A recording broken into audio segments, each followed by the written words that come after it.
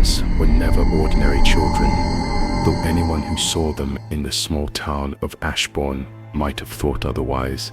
Identical in appearance and inseparable in habit, they had a presence that felt almost otherworldly. From the moment they could walk, neighbors would remark on the way they seemed to move in perfect synchrony, a mirrored reflection of one another, as if the universe had folded them into a single entity. Their laughter was often heard echoing across the cobblestone streets and through the alleys, a sound so sweet that even strangers would pause to listen. Yet beneath that cheerful exterior lay a complexity, an intensity that no adult could fully understand, and no other child could truly match. The day the twins disappeared was unremarkable in many ways. The sun rose over Ashbourne as it had for centuries, spilling golden light across the rooftops and the river that ran lazily through the town. Birds sang their morning choruses, and merchants began to set up their stalls for the day's trade.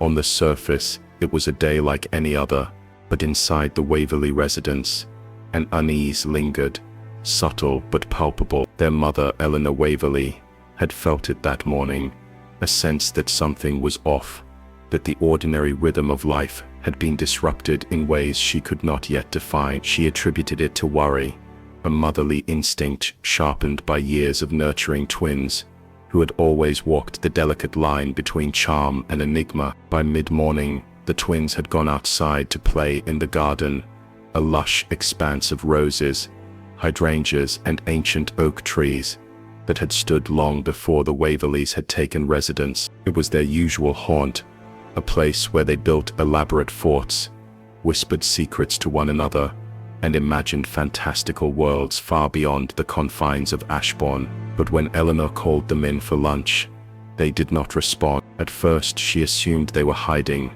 perhaps playing one of their many elaborate games of pretend. The twins had a habit of turning the ordinary into the extraordinary, and it was not unusual for them to vanish behind a hedge or climb the highest branches of an oak, only to reappear later with mischievous grins. Yet as the minutes stretched into hours, Eleanor's worry grew into something more concrete, more terrifying.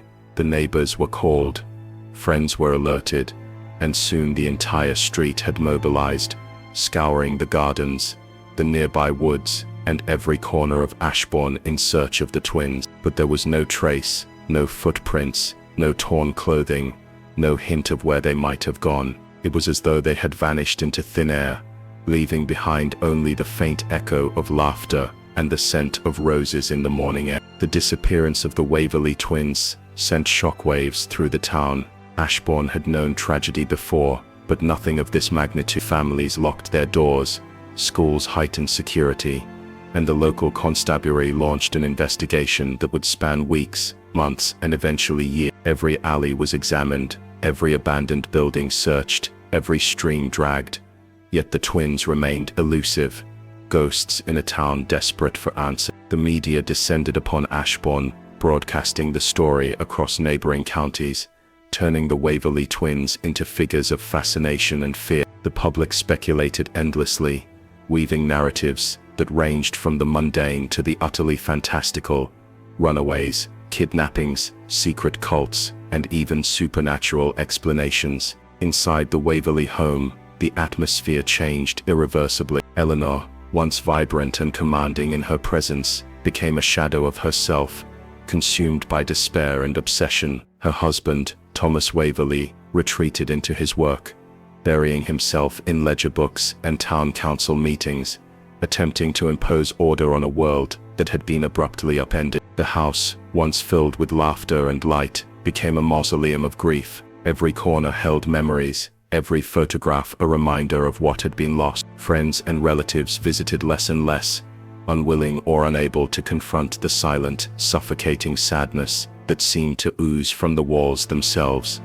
Investigators focused on every possible angle. Background checks revealed no enemies, no suspicious acquaintances, no disputes that could have led to the twins' disappearance. Their school records were immaculate, their social interactions harmonious. Even their closest friends had no insight into their mysterious vanishing. It was as though the twins had been plucked from reality entirely, leaving behind a vacuum that defied logic. Rumors began to swirl about the nature of the Waverly family itself. Some whispered that the twins were not entirely human, that they had inherited a strange, inexplicable gift that allowed them to slip between worlds. Others suggested that the house itself was complicit, that its foundations and hallways harbored secrets capable of swallowing children whole. The most chilling aspect of the investigation, however, was what the twins left behind. It was not objects, or clothing, or notes, but small, inexplicable traces. A single shoe perfectly placed beneath the oak tree, a faintly drawn sketch of the house etched on a windowsill, and letters written in a careful, almost unnatural hand that seemed to convey messages beyond their years. These remnants were cryptic, incomplete, and sometimes contradictory, yet they hinted at an understanding of reality far beyond what most children possessed. The police were baffled, psychologists were confounded, and townspeople were unnerved. What had the Waverly twins discovered, and why had they taken it with them, leaving only these enigmatic clues behind? Over time, the mystery of the Waverly twins became woven into the fabric of Ashbourne itself. Parents warned their children to beware the woods. Elders spoke in hushed tones about the twins who had vanished without a trace, and the house became a place of quiet fear and speculation. Visitors who dared approach its gates claimed to feel a presence, a sense of being watched, as though the twins or the house itself were aware of every movement. Scholars of folklore and the paranormal began documenting the phenomena, citing the Waverly disappearance as a case study in inexplicable events that defied rational explanation.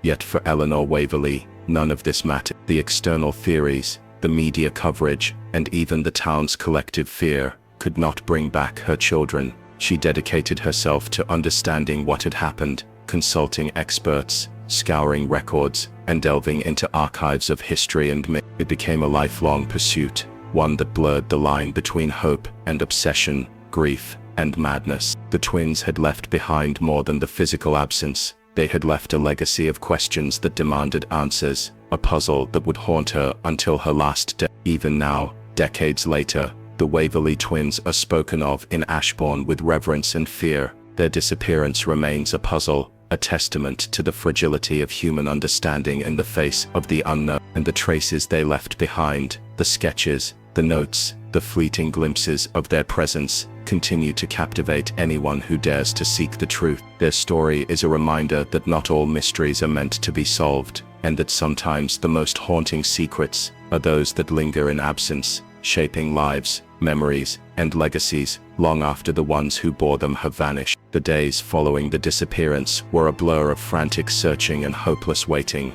Ashbourne's residents had never experienced anything like it. The town, normally quiet and orderly, seemed to convulse with worry and speculation. Neighbors gathered in small clusters, whispering theories that ranged from the plausible to the absurd. Some insisted that the twins had run away deliberately, enchanted by some imaginary adventure of their own making. Others claimed darker forces were at play, an unseen hand that had plucked them from the safety of their home. Rumors moved faster than any official report, fueled by fear, grief, and an insatiable curiosity that had gripped the entire town. Eleanor Waverly refused to leave the house for weeks. She patrolled the garden, the attic, the woods nearby, sometimes calling out their names into the empty air until her voice was hoarse and raw. She examined every corner of the property, turning over stones, lifting rugs, and opening cabinets that had been closed for decades. The twins had vanished without leaving any conventional trace, yet Eleanor could not bring herself to accept that they were truly gone. Their presence lingered like a shadow, a reminder in every familiar object, every piece of furniture, every photograph. She felt as though they had simply stepped out of reality, leaving her in a world that was suddenly unfamiliar and hostile. Thomas Waverly, meanwhile, handled the external inquiries. He met with the police, dealt with reporters, and attempted to maintain a semblance of normalcy. But the strain was evident in his every gesture. His normally precise manner had become erratic, and the spreadsheets and town council documents he pored over became a refuge from the emotional torrent, threatening to overwhelm him. He desperately wanted to believe there was a rational explanation, that someone had taken the children for reasons that could be understood and corrected. But deep down, even he knew that whatever had occurred defied reason. Among the townspeople, the disappearance sparked a mix of fear and fascination. Children whispered about the Waverly twins in hushed tones at school, afraid that any mention of them might summon a similar fate. Adults speculated endlessly,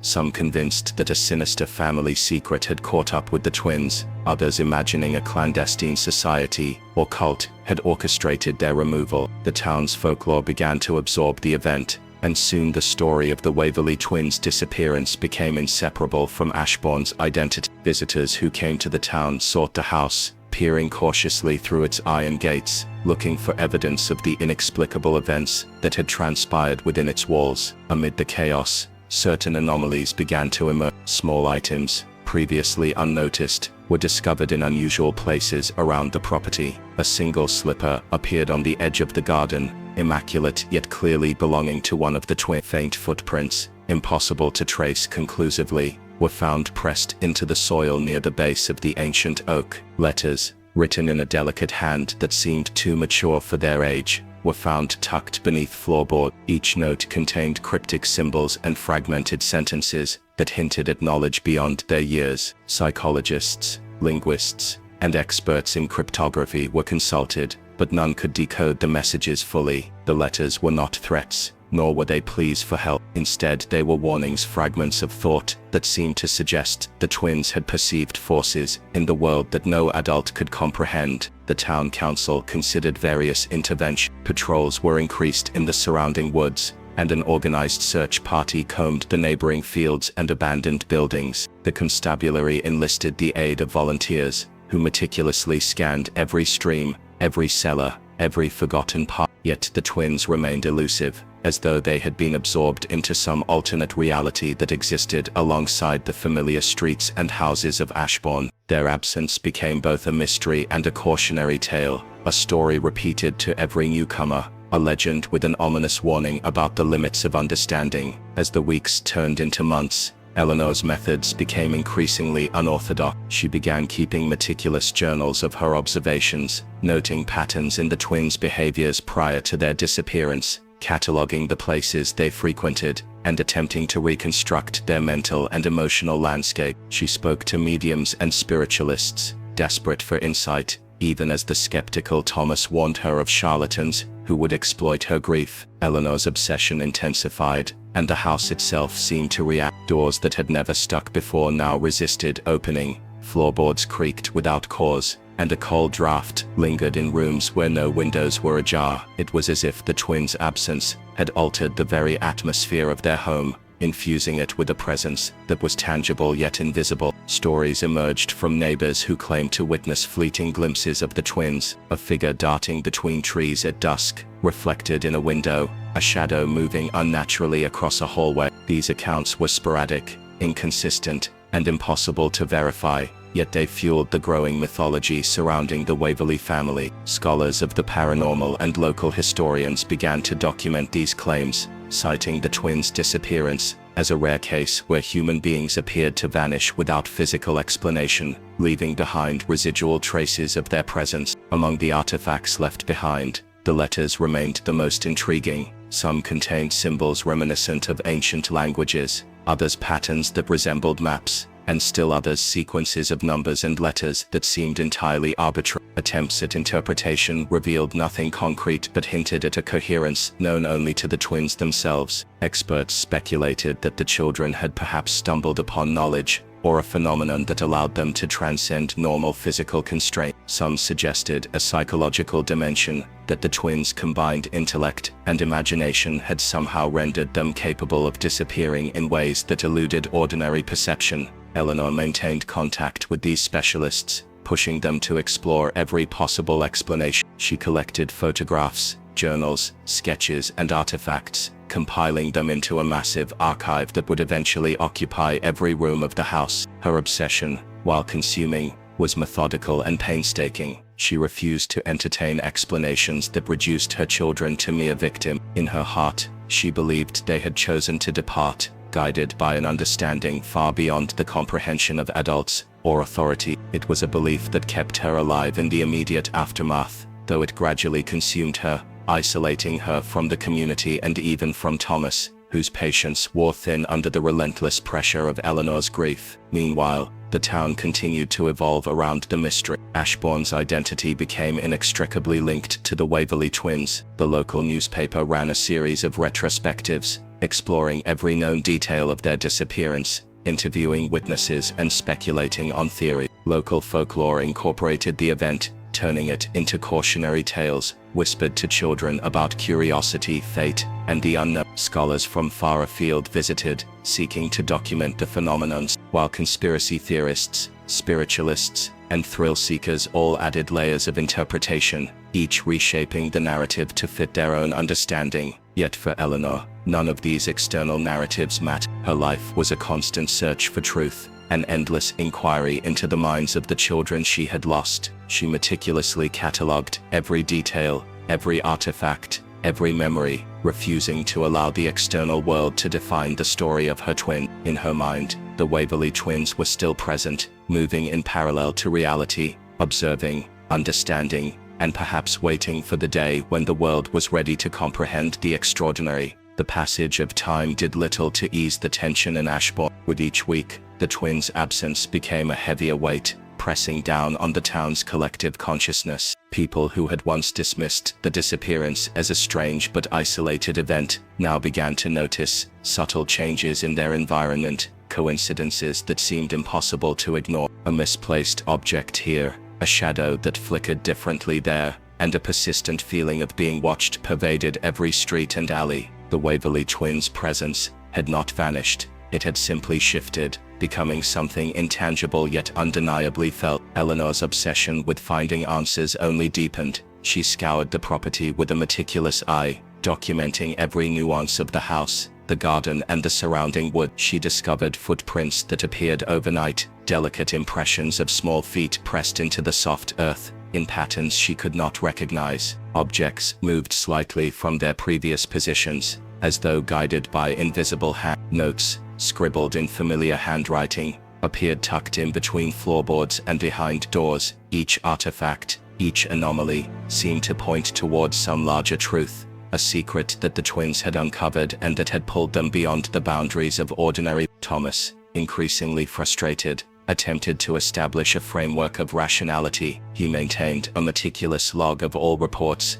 cataloging the observations of neighbors and specialists alike. He sought to apply logic, to understand the phenomenon through patterns, but each effort seemed to dissolve under the weight of the inexplicable. One day, he measured the trajectory of shadows across the attic floor, comparing them to the angles of sunlight at different times, only to find discrepancies that could not be explained scientifically. He tried to dismiss the findings, yet they gnawed at him, refusing to be ignored. The twins' absence was not a simple case of flight or abduction. It had become something more complex, something that defied conventional understanding. The town, divided between skepticism and fear, began to change subtly in response to the twins' disappearance. Parents warned their children not to wander too far. Teachers altered their lesson plans to account for the pervasive unease, and local businesses reported a decline in visitors. Shops that had once thrived were now shadowed by the growing aura of dread surrounding the Waverly house. New residents were reluctant to settle,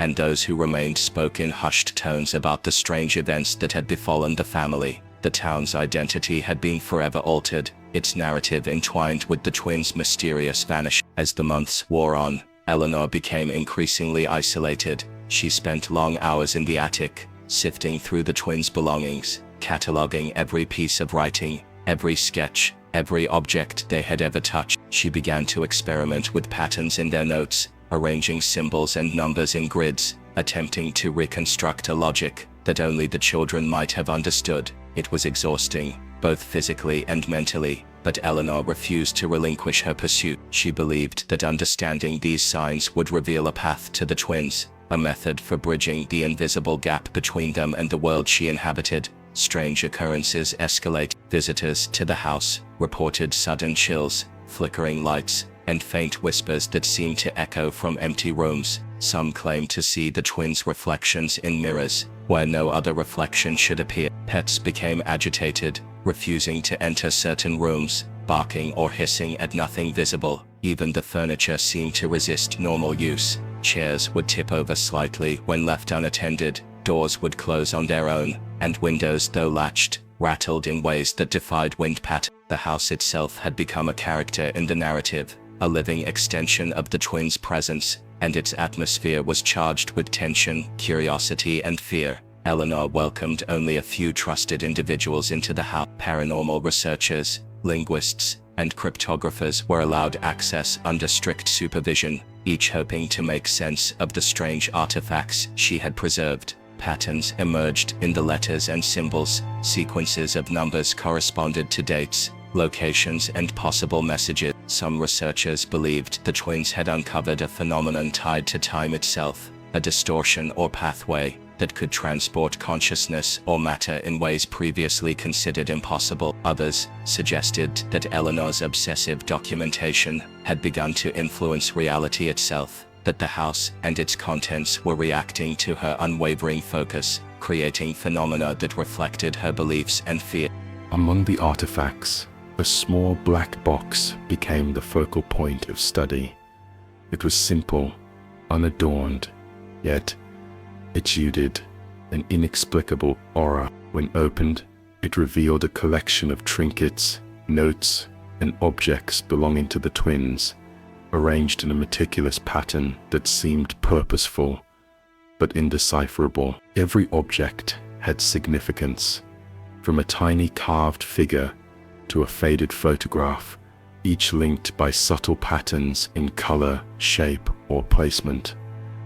Attempts to decipher the arrangement were only partially successful, revealing fragments of meaning, but leaving the larger message elusive. It became clear to Eleanor that the twins had left these items intentionally, as clues or perhaps as a trail to guide anyone who could follow them.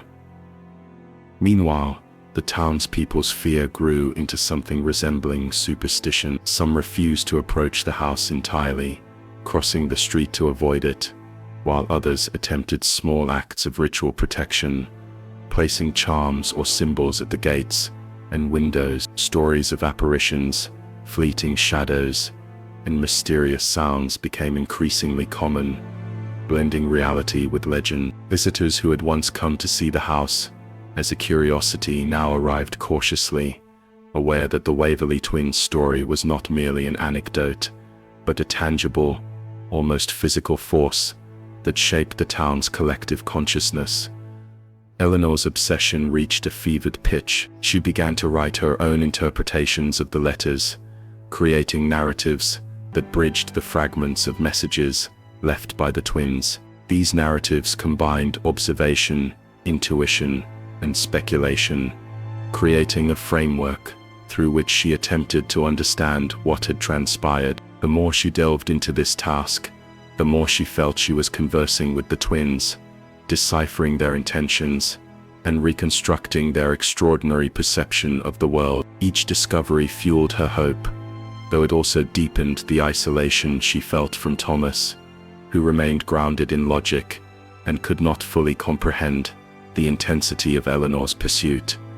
Sleep became increasingly elusive for Eleanor. Nights were filled with dreams in which the twins appeared in cryptic forms, sometimes visible, sometimes represented by shapes and shadows that only she could interpret. She awoke with impressions of patterns, sequences, and connections, recording these visions meticulously alongside the physical artifacts in the house. These nocturnal revelations often guided her daytime investigations, pointing her toward areas of the property she had not yet examined, or suggesting links between objects she had previously considered unrelated. Even with all these efforts, definitive answers remained just beyond reach. The twins' absence was total in a physical sense, yet their influence was omnipresent. Every room, every artifact, every fleeting shadow seemed to speak of them, to guide the observer toward a truth that remained tantalizingly incomplete. Eleanor understood, more profoundly than anyone, that the search was not merely for the twins' physical return, but for understanding the extraordinary events that had led to their disappearance, for uncovering a secret the world was not yet ready to confront. The more Eleanor delved into the Waverly twins' world, the more she realized that their disappearance was not merely an isolated incident. It was a puzzle that wove itself into every corner of Ashbourne. Letters that had seemed innocuous began to reveal layers of coded meaning. The twins had an uncanny ability to merge words with symbols, creating messages that were intelligible only when viewed from multiple perspectives. Eleanor spent hours turning the pages, tilting them, overlaying one upon another, and slowly, almost imperceptibly, a pattern emerged. A map of thought, a mental blueprint that suggested a journey beyond the ordinary. Outside the house, the town responded in ways Eleanor could scarcely have predicted. Rumors spread that those who entered the Waverly estate returned, altered, haunted not merely by what they had seen but by what they had felt. One resident, a young teacher named Harold, reported dreams of wandering endlessly through mirrored corridors, encountering children whose eyes glowed with knowledge far beyond their year. Another, a retired doctor, confessed to hearing whispers in the quiet moments before sleep, voices that seemed to plead for understanding yet offered no answers. These accounts, once dismissed as fanciful or delusional, began to pile up, creating a tapestry of unease that the town could no longer ignore. Eleanor's investigation led her to the small town library, where she pored over historical records, census data, and local newspapers. Every generation seemed to carry fragments of the same inexplicable tension, as though the Waverly family had long been touched by forces beyond comprehension. References to strange disappearances, odd markings on property records, and accounts of whispered warnings in the night hinted at a legacy that extended far beyond the current twins. The house, Eleanor concluded, was more than a home. It was a focal point of accumulated mystery, a living archive of events that defied conventional explanation. She discovered that certain days seemed to resonate with the twins' presence more strongly than others. On these days, objects shifted more noticeably, shadows deepened in peculiar ways, and the air carried a faint, almost imperceptible hum. Eleanor meticulously documented these occurrences, noting the dates and times, cross-referencing them with the twins' old notes and letters. Patterns began to emerge, cycles that suggested the twins' disappearance was not random, but tied to a rhythm that only they had understood. It was as if they had anticipated the passage of time and left markers for those willing to look closely enough to follow. Thomas remained cautious, wary of Eleanor's growing obsession. He insisted on documenting each claim scientifically, often challenging her interpretations and demanding proof. Their partnership began to fray under the pressure of conflicting perspectives. Where Eleanor saw messages, symbols, and intent, Thomas saw coincidence, human error, or imagination run wild. Yet even he could not deny the weight of evidence. Objects rearranged themselves overnight. Letters appeared in locations where no one could have placed them, and subtle disturbances in the environment hinted at a presence that refused to be ignored. One afternoon, Eleanor discovered a hidden compartment beneath the floorboards of the twins' bedroom. Inside, carefully folded and arranged, were sketches that she had never seen before. They depicted landscapes both familiar and fantastical, the garden behind the house, the nearby woods, and structures that seemed to exist only in imagination. Symbols and numbers overlaid these scenes, as though the twins were encoding not just locations, but experiences, memories, and perhaps pathways for those who could decipher them. Eleanor felt a thrill of anticipation mixed with dread, realizing that these drawings were not merely artistic expressions, but keys to understanding the forces at play. The local media caught wind of the ongoing investigation. Reports were met with fascination and fear, drawing curiosity seekers, amateur historians, and those with a taste for the supernatural. Eleanor allowed a few trusted journalists to document her work, providing photographs and interviews under strict guidelines. Each article added pressure, yet also expanded awareness, ensuring that the story of the Waverly twins would not fade from public consciousness. The town became a reluctant participant in the unfolding drama, its streets and homes imbued with a sense of being watched, of history pressing against the present in ways that could not be ignored.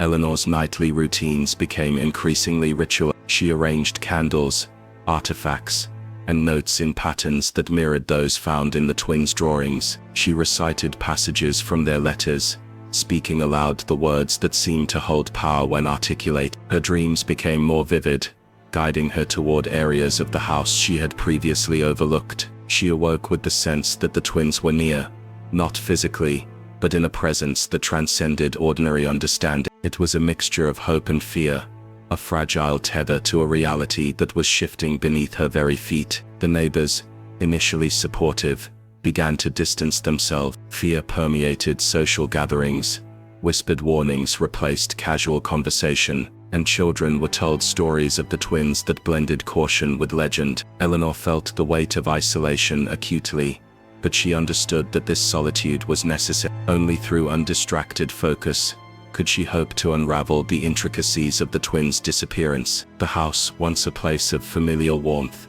had become a crucible for discovery, where every object, sound and shadow demanded attention, interpretation and respect. By the end of the 4th week of focused investigation, Eleanor began to map connections between the twins' drawings, letters, and patterns observed throughout the town. There was a web of influence that extended beyond the property, touching residents' lives in ways subtle and profound. Reports of dreams, sudden chills and mysterious sensations were not isolated incidents, but echoes of the twins' energy interacting with the environment. Eleanor's work suggested that the twins had accessed, or been drawn into, a reality layered over the ordinary world, a hidden dimension that left traces detectable to those sensitive enough to notice. Even with this understanding, certainty remained elusive. Eleanor documented meticulously, created diagrams, and cross-referenced every anomaly with historical patterns, yet she could not claim a comprehensive grasp of what had transpired.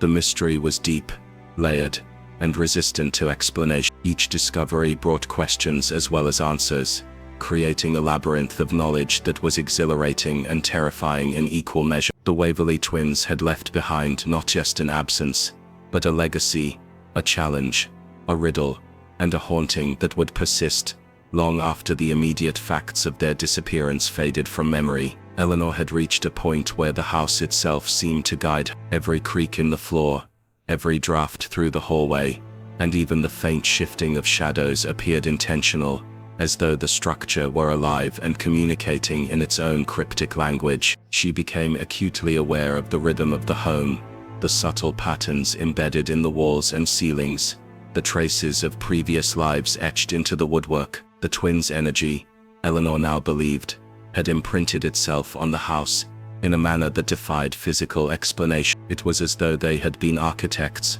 not only of the space itself, but of the perception it inspired. Eleanor discovered a staircase that had previously gone unnoticed, tucked away behind an old bookshelf in the main hall. Dust had settled thickly upon its steps, and cobwebs clung to the railing, untouched for decades. She hesitated before descending, feeling a tremor of apprehension that had become almost a constant companion in her investigation. Each time she faced an area that the twins had frequented, a sensation of being watched, of being evaluated, grew stronger, yet the sense of urgency propelled her forward. The staircase opened into a room no larger than a storage chamber, lined with shelves, filled with journals, boxes, and carefully labeled artifacts. Inside, Eleanor found letters addressed to the twins from individuals she did not recognize, all written in cryptic codes and symbols. The messages suggested connections to events spanning several generations, hinting at a lineage of mysteries that had persisted for nearly a century. Some letters referenced places and people long forgotten. Others contained warnings that were vague but heavy with implied danger. Eleanor realized that the twins' disappearance was not the beginning of a story, but merely a recent chapter in an ongoing saga that had affected countless lives over decades. Among the items was a small, intricately carved box, hidden in plain sight. The box was heavy, made of a dark wood that seemed to absorb the light. When Eleanor lifted it, she felt an almost electric pulse travel up her arm, a signal that whatever was contained within was significant. The lid resisted at first, then clicked open to reveal a series of objects: a key, a tiny folded map, and a small piece of parchment with a single line written in the twins' unmistakable hand. The line read, "To understand us, you must see beyond what is shown." Eleanor shivered, the weight of the message settling over her. The map appeared to depict not the town itself, but a distorted version of it. Streets were shifted, buildings elongated or compressed, and certain landmarks appeared twice, mirrored in impossible ways. Eleanor recognized elements of Ashbourne, yet they were altered, layered with a logic that existed only in the twins' minds. She spread the map across the floor and began marking correlations with the current town layout, tracing connections between houses, alleys, and hidden passages. It was as if the twins had left clues intentionally, guiding someone persistent enough to follow, while obscuring the path to all others. As she worked, Eleanor felt an unsettling presence behind her, as if unseen eyes were observing her every move. It was not threatening in the conventional sense, but it carried a weight of expectation and curiosity, as though the twins themselves were silently evaluating every sound: the rustle of a page, the faint drip of water in the attic, the whisper of wind through a broken window seemed amplified, imbued with meaning. Eleanor documented meticulously, photographing each page, each artifact, and each subtle marking that could be a message. The air itself seemed thick with anticipation, charged with the energy of revelations waiting to be discovered. Eleanor began connecting the coded letters to the objects she found. Symbols drawn on envelopes corresponded to carvings on furniture, repeated numbers aligned with dates of past events, and small sketches provided visual cues to hidden compartments and rooms she had not yet explored. The twins had created a network of intelligence, both protective and revealing, requiring a combination of logic, intuition, and courage to navigate. Every discovery brought new questions, deeper complexity, and a growing sense that the twins had anticipated her arrival, preparing a labyrinthine path that would challenge any who dared pursue the truth. Meanwhile, Thomas grew increasingly skeptical, concerned about the toll Eleanor's obsession was taking. He noticed changes in her behavior, sleepless nights, erratic movements, and conversations that seemed directed more at unseen presences than at him. While he tried to maintain scientific detachment, he could not ignore the tangible evidence of the house's influence. On several occasions he observed objects move without explanation, and shadows that did not correspond with the physical structure, confirming that Eleanor's experiences, while extraordinary, were grounded in reality. Yet he struggled to reconcile the inexplicable with reason, caught between his loyalty to Eleanor and his own need for clarity. The local townspeople meanwhile continued to gossip and speculate. Children avoided the property, recounting stories of twins who could vanish into thin air, and families warned their neighbors to stay clear. Eleanor noticed that certain long-term residents, those whose families had lived in Ashbourne for generations, were unusually tight-lipped when asked about the Waverly family. Hints of fear, unease, and vague recollections of incidents long forgotten suggested that the twins' influence extended well beyond the immediate disappearance, touching lives in subtle yet enduring ways. One particularly quiet evening, Eleanor discovered a hidden alcove behind a panel in the library. Within it lay a collection of photographs, all taken from the same vantage point,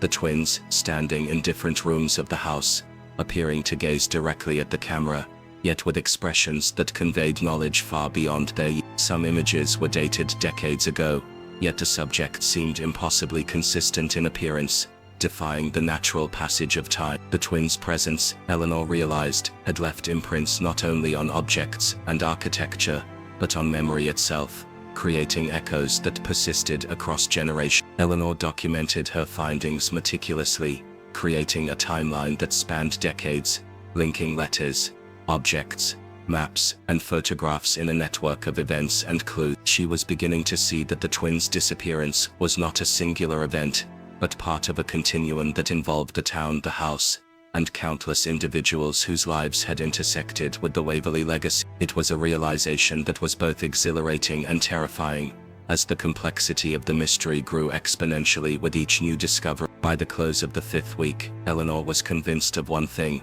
the twins had left not merely a trail of evidence, but a challenge, a test of perception, understanding, and courage. They had disappeared, yet their presence lingered, a guiding force that demanded attention, respect, and intellectual rigor. To follow their path was to engage with a world that straddled the line between the tangible and the inexplicable, requiring every ounce of determination Eleanor possessed. And yet she pressed forward, determined to uncover not only the fate of the twins, but the broader truths their disappearance had concealed for generations. Eleanor could feel the weight of the house pressing upon her in new ways. Each creaking floorboard, each shadow cast by the flickering light of her lantern, seemed alive with history, with the echoes of events long past. It was as though the Waverly twins had imbued the very walls with their consciousness, leaving behind not just physical clues, but traces of their presence that could be sensed by those who were attuned. Eleanor's obsession had reached a new depth, and she recognized that the house had become more than a setting for her investigation. It had become an active participant, almost a mentor guiding her toward truths hidden from conventional sight. That evening, she returned to the map she had discovered in Part 5, spreading it across the dining table with careful precision. The distorted layout, the mirrored streets, and the impossible angles all demanded attention, as though the twins were testing her ability to perceive the world through their eyes. Eleanor traced her fingers along the lines, aligning them with photographs, letters, and symbols she had catalogued over the past weeks. Slowly a pattern emerged, subtle but undeniable. Certain locations within the town corresponded to secret chambers and passageways within the house itself, suggesting a hidden network that connected both the property and the wider community in ways that defied logic. Among the items she examined that night was a small, hand-carved figurine of the twins themselves, standing side by side with exaggerated features that emphasized their eyes. Eleanor studied it for hours, noting the peculiar angles of the eyes, the way they seemed to follow her movements across the room. It was unsettling, yet she understood it as part of the twins' larger design, a psychological tool meant to heighten awareness and force attention to detail. Every artifact they left behind, every diagram or drawing, seemed to have been created with the express purpose of leading someone forward, demanding that the observer think not only logically but intuitively. The letters she had unearthed continued to play a pivotal role in her work. Several contained references to a series of events that had occurred long before the twins were even born.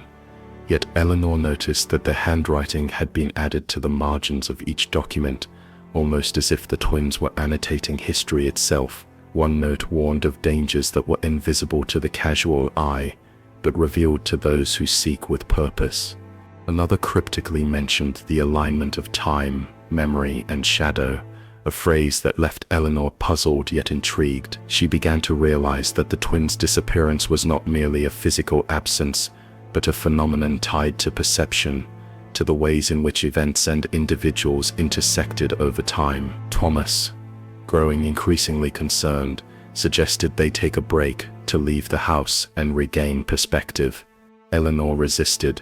She knew instinctively that this moment was pivotal, that the culmination of her discoveries depended on sustained focus. Yet, she allowed Thomas to accompany her on a walk around the exterior of the property, and the experience revealed new insights.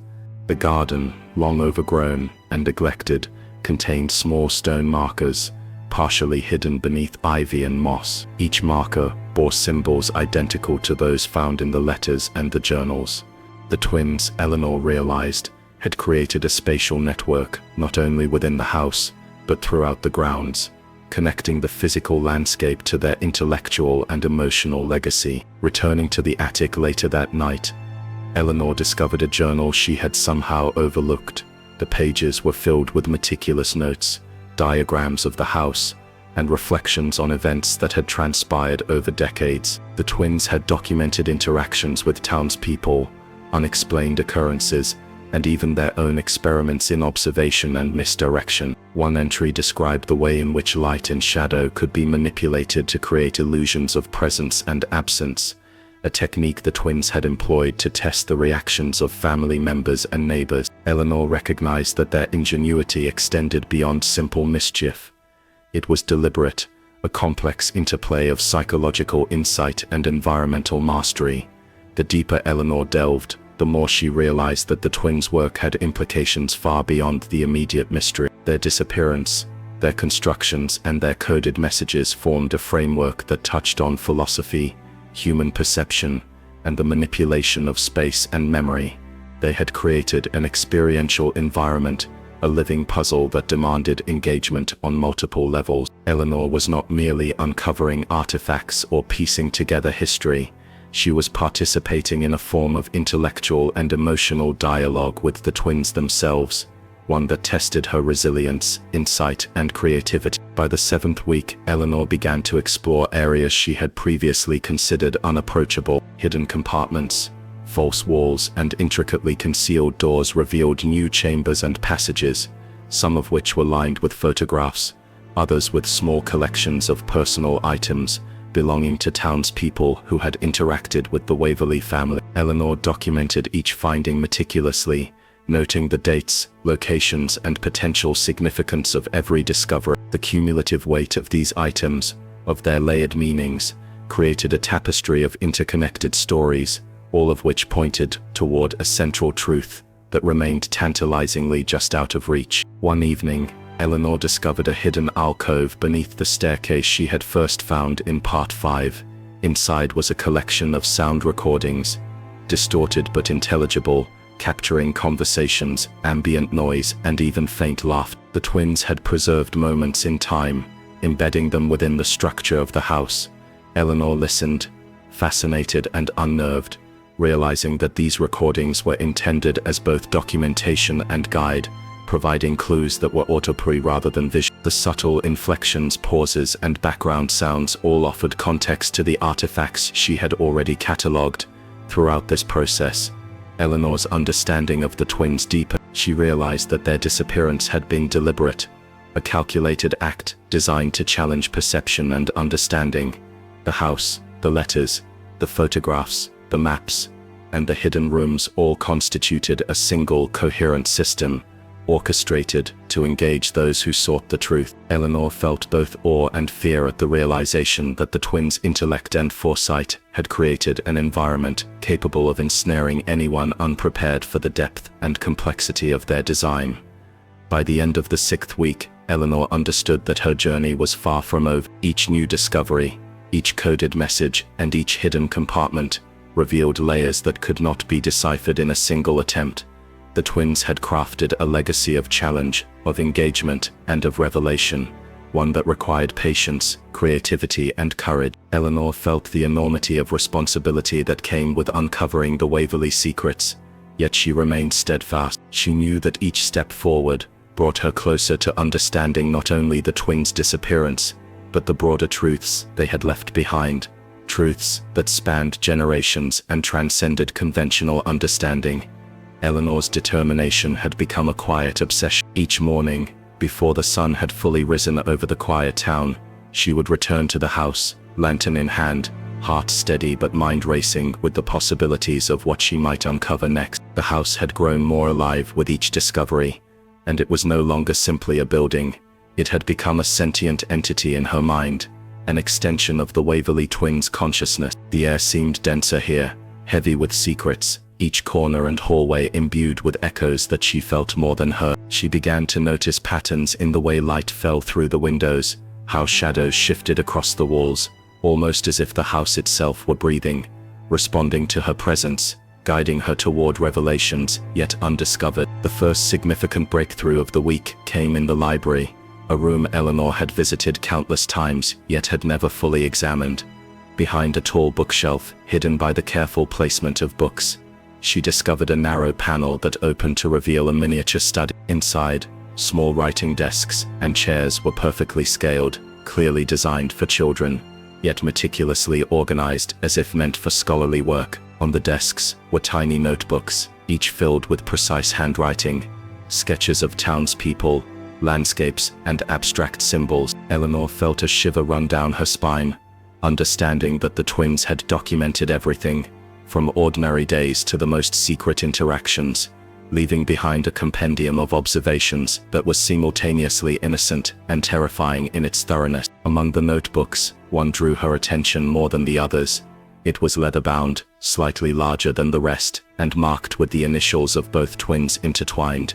Its pages detailed their theories of perception, memory, and influence. They wrote of how individuals could be subtly guided without their awareness, how environments could be designed to manipulate thought and behavior, and how secrets, when layered carefully, could endure across decades. Eleanor realized that the twins were not merely mischievous children or victims of circumstance. They had been young prodigies, with an understanding of human psychology and spatial engineering that surpassed what most adults could comprehend. The discoveries in the library fueled Eleanor's resolve. Each notebook provided hints, directions, and insights that she had not previously noticed. By cross-referencing sketches, letters, and recordings, she began to chart a mental map of the house and its hidden spaces with increasing clarity. The twins' attention to detail was extraordinary. They had considered not only the physical layout, but also the cognitive patterns of anyone who might enter, designing obstacles and puzzles that tested reasoning, patience, and intuition. Eleanor found herself retracing previous steps with new understanding, seeing areas she had once overlooked as integral components of a complex, interlocking design. Thomas remained cautious, but increasingly impressed. While Eleanor explored secret alcoves, narrow staircases, and hidden compartments, he documented everything meticulously, photographing, sketching, and recording their findings. The interplay between them became seamless. Eleanor's instinct and intuition, guided by the twins' notes, paired with Thomas's methodical documentation, allowed them to approach the house as both participants and observers, balancing emotion with reason, instinct with logic. Together they began to perceive the twins' intentions, not just as historical artifacts, but as a living dialogue, ongoing and responsive. One evening, as a storm raged outside, Eleanor descended into the basement, a space that had previously seemed nondescript. She noticed a faint draft along one wall, and after careful examination, discovered a hidden door leading to a tunnel. The air inside was damp, earthy, and carried a faint metallic scent. Using a flashlight, she navigated the passage, which twisted and turned in unexpected directions. The walls were lined with old crates, jars, and tools, some labeled, some anonymous. Among the items, she found a small chest containing personal belongings of the twins, a pair of carved wooden whistles, pieces of string, and several journals. These were personal artifacts, distinct from the notebooks that documented their intellectual work, offering insight into their daily lives, relationships, and perhaps emotional struggles. The juxtaposition of intellectual rigor and personal intimacy fascinated Eleanor. She could see how the twins' mastery of observation and control extended to both study and life, a blending of the analytical and the personal. It was in this duality that the house gained its haunting quality. It was not haunted by spirits alone, but by the deliberate design and will of those who had vanished, leaving behind a network of influence that extended into the minds of those who entered. Every corridor, every hidden compartment, and every artifact was a node in a carefully constructed web, designed to challenge perception and evoke reflection. Over the following days, Eleanor focused on decoding the twins' notations regarding time and memory. One journal described their fascination with temporal perception, with the ways in which individuals remembered events not as they happened, but as they interpreted them. The twins had created exercises, small scenarios within the house, designed to manipulate time perception, making minutes feel like hours, hours feel like moments, blurring the distinction between the present and recollection. Eleanor experimented with these scenarios, observing how light, sound, and spatial orientation could alter her perception. She felt the twins' presence more keenly here than anywhere else, as though they were guiding her through an intricate game, testing her awareness and resilience. Through this exploration, Eleanor began to see the broader implications of the twins' work. Their disappearance was not merely physical. It was an extension of the intellectual and psychological systems they had created. They had left behind a legacy that challenged the very understanding of presence and absence, of observation and influence. It became clear that the Waverly twins had engineered a phenomenon that transcended traditional mystery. They had created an environment capable of shaping perception itself. By the end of the 7th week, Eleanor had mapped nearly the entire house and surrounding property.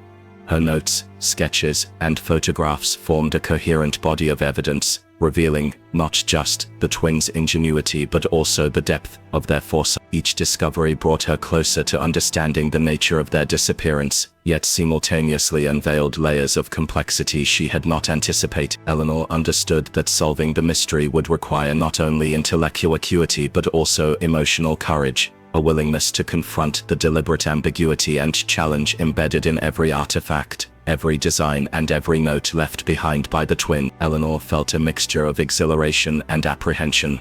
The house had revealed much, but the most critical secrets remained.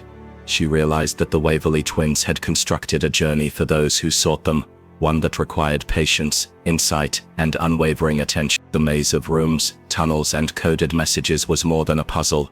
It was a testament to their intellect, their foresight, and their desire to communicate across time and space, even in their absence. Eleanor knew that the final pieces of the mystery, the ultimate revelation of what had truly happened to the Waverly twins, were still ahead, waiting to be uncovered in the chapters that had yet to be written in the living, breathing archive that was their house. The following morning, Eleanor awoke with a renewed sense of urgency. The events of the previous night had left her restless, her mind ablaze with possibilities. The twins' intricate design of the house seemed to have layers she had not yet begun to fathom. Every room, every hidden compartment, every coded note hinted at an overarching system that extended beyond mere observation and documentation. It was as if the twins had anticipated the arrival of someone like her, someone capable of piecing together the threads of their elaborate labyrinth. Eleanor could not help but feel a mixture of awe and unease. The house had become more than a physical space. It was now a cognitive and emotional landscape, challenging her every perception and intuition. She began the day in the study, poring over a collection of letters the twins had left behind. Many were addressed to each other, discussing mundane events, but others were enigmatic, written in codes that required careful attention. Eleanor deciphered several patterns, noting repetitions in punctuation, letter spacing, and subtle symbols. As she worked, she began to perceive the house not only as a space, but as a time capsule, preserving the twins' consciousness and intellect in physical form. Each decoded message revealed new insights into their motivations, fears, and the extraordinary care they had taken in crafting their disappearance. It became increasingly evident that their vanishing was deliberate, executed with precision, and intended to leave behind a series of tests for those who dared to follow. Thomas joined her later, carrying additional notebooks he had catalogued. Together, they analyzed the letters, cross-referencing sketches and journal entries. One particular letter stood out, written in meticulous script, describing the twins' fascination with duality, the balance between presence and absence, action and inaction, concealment and revelation. They wrote of a final space, a room that would reveal the culmination of their work and the truth of their disappearance. The letter was cryptic, but suggested that reaching this room required not just logical deduction, but also emotional insight, an understanding of fear, curiosity, and perseverance. Eleanor felt a shiver of anticipation. The twins were leading her to the ultimate revelation, and every previous discovery had been a preparation for this moment.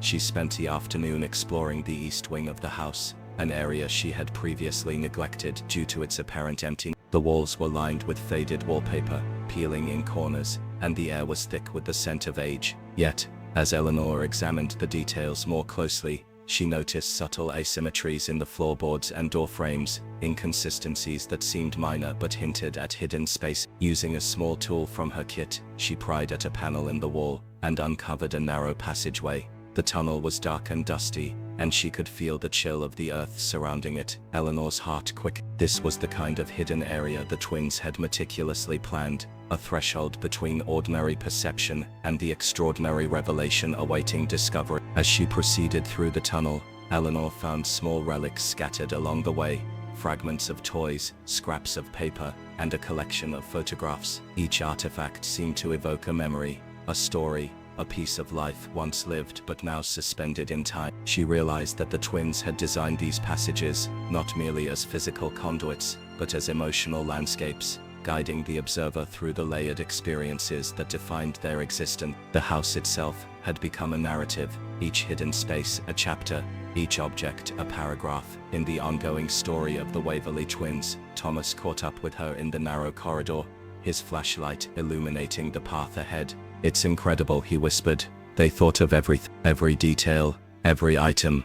It's like they knew we would come." Eleanor nodded, feeling the weight of their presence in the stillness around them. The twins' intellect and foresight had created a living memory, a persistent echo of their lives. their thoughts, and their intention. Every step brought Eleanor closer to understanding not only what had happened, but why the twins had chosen this path, why they had left behind this elaborate system of puzzles and messages. Deeper into the tunnel, Eleanor discovered a series of small alcoves, each containing a single object: a carved wooden figurine, a hand-drawn map, a tiny clock frozen at a precise moment. She examined each artifact, understanding that they were keys, symbolic markers meant to guide the observer's perception and decision-making. The twins had embedded lessons in each placement, challenging the interpreter to engage, not just analytically, but emotionally, to consider the significance of time, memory, and intention. Eleanor felt a growing respect for their This was not mere trickery,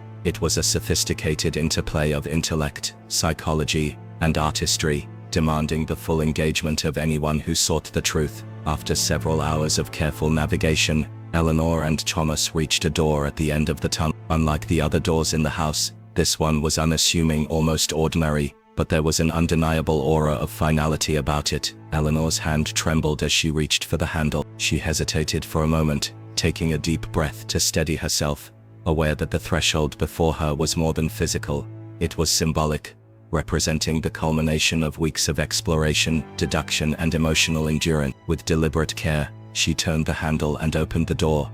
Inside, the room was small, sparsely furnished, yet illuminated with an ethereal light that seemed to emanate from nowhere. The walls were lined with mirrors, reflecting the room infinitely, creating the illusion of endless. On a pedestal in the center of the room lay a single notebook, larger than any Eleanor had seen, bound in dark leather, and marked with the intertwined initials of the twins. She approached it reverently, understanding that this was the final artifact, the key to understanding everything. Eleanor opened the notebook and began to read, her eyes absorbing the careful script, the intricate diagrams, and the meticulous annotations. It was a record of their disappearance, a detailed account of the decisions, the calculations, and the intentions that had shaped their vanish. Each page revealed layers of thought, revealing the twins' understanding of human behavior, their desire to challenge perception, and their meticulous orchestration of events. Eleanor felt the culmination of their genius, the deliberate orchestration of presence and absence, intellect and emotion,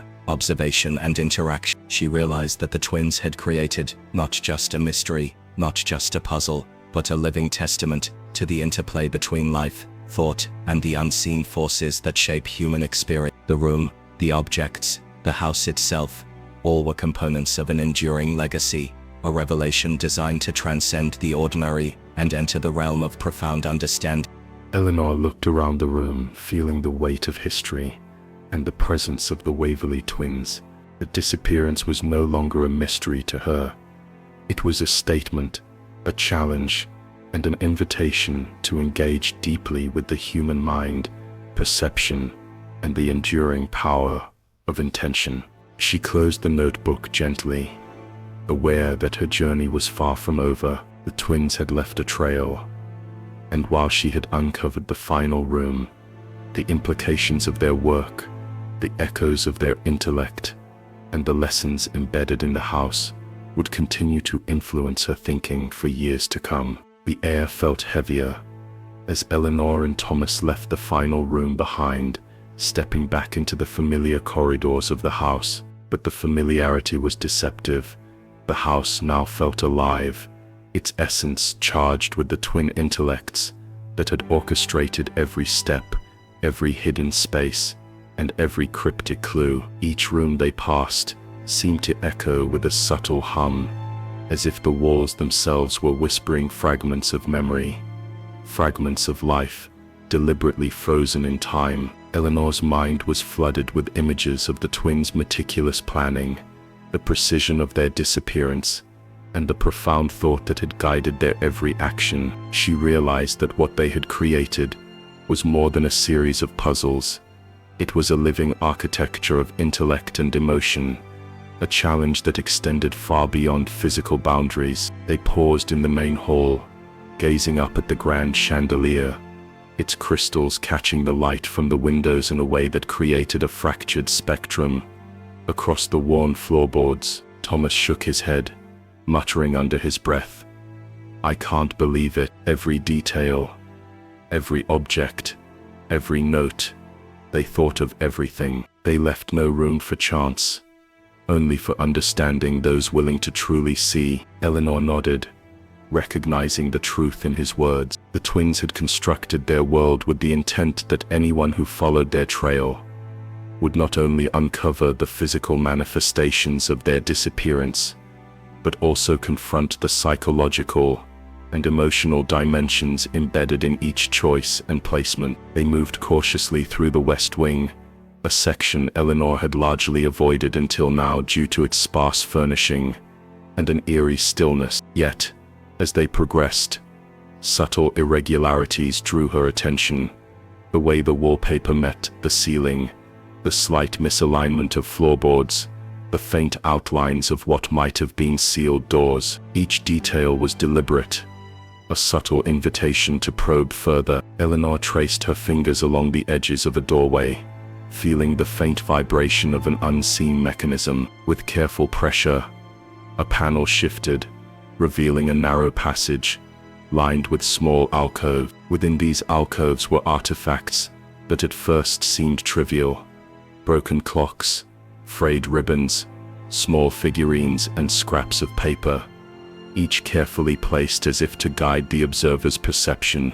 Eleanor bent down to examine a small music box, its surface etched with intricate patterns. When she opened it, a haunting melody filled the corridor, notes resonating with a melancholy that seemed to awaken the very walls around her. It was as if the twins had encoded emotion into every object, creating a network of stimuli designed to elicit memory, reflection, and intuition. She understood now that these items were not mere tokens but deliberate instruments, part of a grand design to engage the observer's mind and heart. Each sound, each texture, each image held a key to understanding the depth of the twins' disappearance. Thomas crouched beside her, studying a series of photographs arranged in chronological order. The images depicted the twins at various ages, in different rooms, engaging in seemingly ordinary activity. But Eleanor noticed the subtle anomalies, slight misalignments in shadows, objects appearing where they should not be, expressions that hinted at awareness beyond the physical moment. The twins had embedded layers of meaning within these images, transforming them from simple records into tools of insight. They were teaching us to observe, Eleanor said quietly, her voice filled with reverence, not just to see what's in front of us, but to understand what lies beneath, to interpret the choices, the arrangements, and the patterns. They continued through the passageway, discovering a series of doors, each more unassuming than the last. Eleanor felt a mixture of anticipation and trepidation with each step, aware that the culmination of the twins' design might lie just beyond the next threshold. Finally, they reached a door marked only by a faint symbol, barely discernible in the dim light. Eleanor pressed her hand against the surface, feeling the subtle warmth that emanated from behind it. With a deep breath, she turned the handle and entered. The room inside was vast, yet sparsely furnished. Its walls were lined with floor-to-ceiling shelves, each filled with notebooks, letters, and artifacts, meticulously catalogued. In the center stood a single chair and a small table, upon which lay a final set of letters, addressed not to each other, but to anyone who might discover. Eleanor approached cautiously, picking up the top envelope. The handwriting was familiar, precise, and deliberate, the twins' final communication. As she read, she realized the depth of their foresight and the profound care they had taken to craft their legacy. The letters spoke not only of their disappearance, but also of the philosophy that had guided their choices, the balance between visibility and concealment, the significance of memory and perception, and the responsibility of the observer to engage fully with the narrative they had left behind. Hours passed, as Eleanor and Thomas read through the collection. Each letter revealed additional layers of meaning, insights into the twins' psychology, and subtle instructions for those seeking to understand their action. The twins had designed not just a mystery but a comprehensive cognitive experience, one that required patience, attention, and empathy. Eleanor felt a sense of awe mixed with exhaustion. The depth of their intellect, the precision of their planning, and the emotional resonance of their choices left her both inspired and humble. She realized that the disappearance of the Waverly twins was not a simple act of vanishing, but a deliberate orchestration, a testament to their understanding of human behavior, perception, and the enduring power of intentional design. By the time they left the West Wing, night had fallen outside, casting the house in shadows that seemed to deepen its mystery. Eleanor paused in the grand hall, reflecting on the journey they had undertaken. The twins had challenged her in ways she had not anticipated, forcing her to confront not only the physical puzzles of the house, but also the psychological and emotional complexities embedded within it. She understood now that the house, the artifacts, the letters, and the hidden spaces were all components of a singular, cohesive design intended to guide the observer toward insight, understanding, and appreciation of the twins' intellect. As they prepared to leave, Eleanor looked back at the house one final time. The shadows of the windows and the faint glow of interior lights seemed to pulse with life, as if the twins were still present, observing, guiding, and challenging. She felt a profound sense of gratitude and reverence. Their disappearance had left a void, but it had also left a legacy, an intricate, deliberate, and emotionally resonant record of their lives and minds. Eleanor knew that the experience would stay with her forever, shaping her perception, her intellect, and her understanding of human intention. The night air was thick as Eleanor and Thomas stepped out of the house, their bodies weary, their minds still swirling with the echoes of the twins' meticulous design. The final room they had discovered felt like a nucleus of purpose, the culmination of a life's work hidden behind layers of riddles, artifice, and care. Eleanor could feel the weight of every choice the twins had made pressing upon her.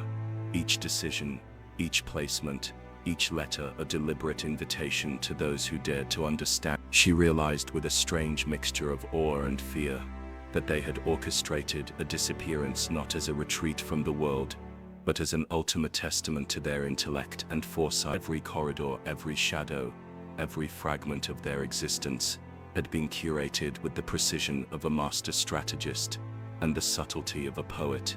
Thomas finally broke the silence, his voice tinged with exhaustion and reverence. I still can't wrap my head around. They weren't running from anyone. They were teaching something. They created a world that demanded respect, patience, and intelligence, and only someone willing to truly see could grasp it all. Eleanor nodded, unable to speak at first. The twins' legacy was more than the mystery of their disappearance. It was a philosophy embedded into the very structure of their lives and their home, a challenge to the intellect and a mirror for the human heart. As she walked down the path leading from the house, she realized that what they had left behind was not a void, but a map, a guide to understanding the interplay of intention, perception, and consequence. The estate loomed behind them, dark and silent, its windows reflecting the moonlight like watchful eyes. Eleanor paused, turning back for one final look. She imagined the twins observing her, judging her capacity to see, to comprehend, to feel. She felt a shiver, not of fear but of connection, an awareness that they had engineered an experience that reached beyond the physical, touching something deep within the observer. Each hidden room, each carefully placed object, each cryptic note had been a dialogue, a silent conversation that demanded attention, interpretation, and introspection. The house itself was a testament, a living archive of intelligence, emotion, and memory intertwined. As they walked further into the darkness of the grounds, Eleanor's thoughts turned inward. The twins had forced her to confront not only the tangible puzzles, but also the intangible ones, questions of morality, of purpose, of understanding human intention. The intricate planning, the deliberate choices, and the emotional resonance embedded within every corner of their home challenged her to reevaluate her own assumptions, her own decisions, and her capacity to perceive truth amidst complexity. It was an education without precedent, a masterclass in human foresight and ingenuity, encoded not in textbooks, but in lived experience. Thomas spoke again, quieter this time, almost as if afraid to disturb the weight of the moment. Do you think anyone else will ever understand the full extent of what they did? Eleanor considered the question carefully. Perhaps few would, perhaps some would only see fragments, tantalizing glimpses of the broader picture. But that was precisely the point. The twins had designed a legacy that required effort, attention, and depth. They had created a series of tests that demanded engagement, insight, and reflection. To truly grasp the entirety of their design required more than observation. It demanded empathy, intelligence, and a willingness to confront complexity without seeking immediate resolution. The path widened, leading them back to the road that stretched toward town. Eleanor glanced at Thomas, noticing the same mixture of awe, exhaustion, and exhilaration mirrored in his expression. They had become participants in the twins' final statement, inheritors of a puzzle that transcended the physical world, reaching into the realms of thought, emotion, and understanding. And yet, despite the enormity of the experience, there was closure, a quiet, profound sense that they had been granted access to something rare, something that demanded respect and reflection. As they reached the road, Eleanor looked back one last time. The house appeared ordinary to any casual observer, but they now knew the truth. It was extraordinary, meticulously engineered, and deliberately opaque. The twins' disappearance was not an act of fear or escape, but an intricate, purposeful design, a challenge left for those with the patience and insight to engage fully. Eleanor felt gratitude for the opportunity to witness, understand, and reflect. The twins' legacy was not merely a story of absence, but a narrative of presence, woven into every aspect of their lives and their carefully curated home. The moonlight cast long shadows over the estate, stretching and bending across the grounds like silent specters of the past. Eleanor felt the weight of the night, the resonance of memory, and the power of intention pressing in. She understood, finally, that the twins' brilliance lay not in their ability to vanish, but in their ability to teach, to challenge, and to leave an indelible mark on those who dared to seek understanding. Each artifact, each letter, each hidden mechanism was a testament to deliberate design, a dialogue between creator and observer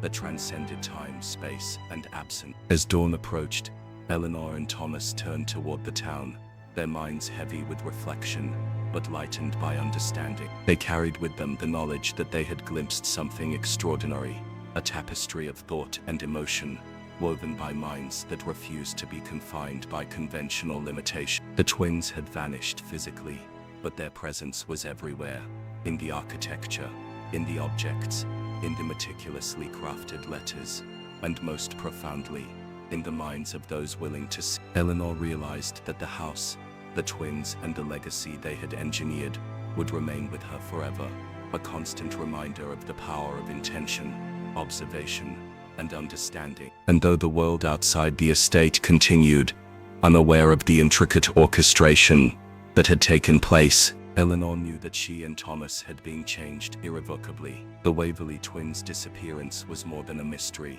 It was a masterclass in intellect, strategy, and emotional depth. It was a call to engage with life deliberately, to perceive with care, and to honor the complexity of thought and experience. As they walked into the first light of morning, Eleanor whispered, almost to herself, "They may be gone, but they are not forgotten, and neither will the lessons they left behind ever be." Thomas nodded, the weight of understanding settling in, a quiet acknowledgement that they had been part of something rare, something designed to endure. If you found this story gripping, don't forget to like, share, and subscribe for more chilling mysteries that reveal secrets no one was meant to know.